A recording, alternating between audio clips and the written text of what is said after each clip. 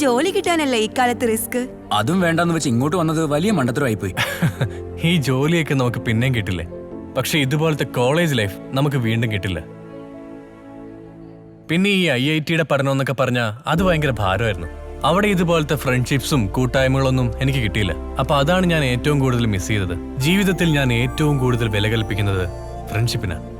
ഇതിപ്പോ Kannur central ജയിലിന് Tihar ജയിലേക്കൊന്നല്ലേ പോയല്ല. Hey, അങ്ങനെ പറയരുത്. ക്യാമ്പസ് ഒരു പൂങ്കാവനമാണ്. ലൈഫിന്റെ അങ്ങേയറ്റം വരെ സൂക്ഷിച്ചു വെക്കാനുള്ള സുഗന്ധമുള്ള മെമ്മറീസ് നൽകുന്ന ഒരു കളർഫുൾ ഗാർഡൻ. അത് നമുക്ക് ഇപ്പോഴല്ലേ ആസ്വദിക്കാൻ പറ്റൂ. Thank you.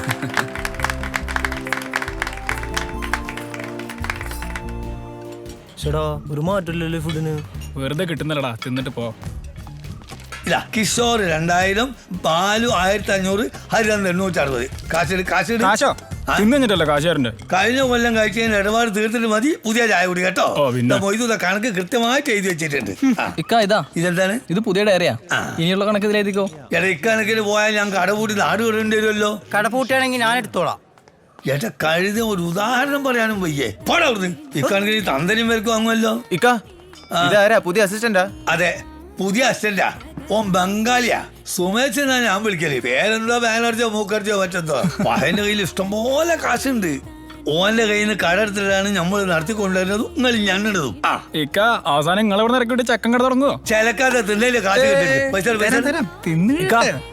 പുതിയൊരു ഐറ്റം കിട്ടിയിട്ടുണ്ട്. നേരോ ഇതൊക്കെ പറയണ്ട നേരത്തെ.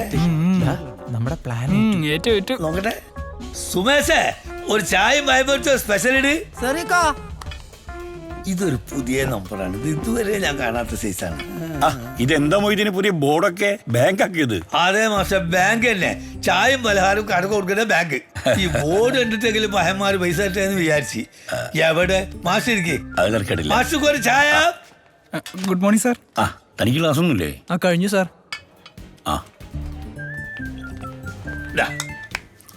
അല്ല മൊയ്തീനെ, പഴംപൊരിക്ക് എങ്ങനെയായോ? എന്ത് ചെയ്യാനാ മാഷെ, എല്ലാം ശരിയാവും. പിള്ളേർ കാശ് വരട്ടെ, അപ്പൊ റെഡിയാവും. വാർത്തകൾ തുടരുന്നു. യൂത്ത് കൾച്ചറൽ ഫോറം ഏർപ്പെടുത്തിയ ഈ വർഷത്തെ യുവപ്രതിഭാ പുരസ്കാരത്തിന് നിഖിൽ RS എന്ന കോളേജ് വിദ്യാർത്ഥി അർഹനായി.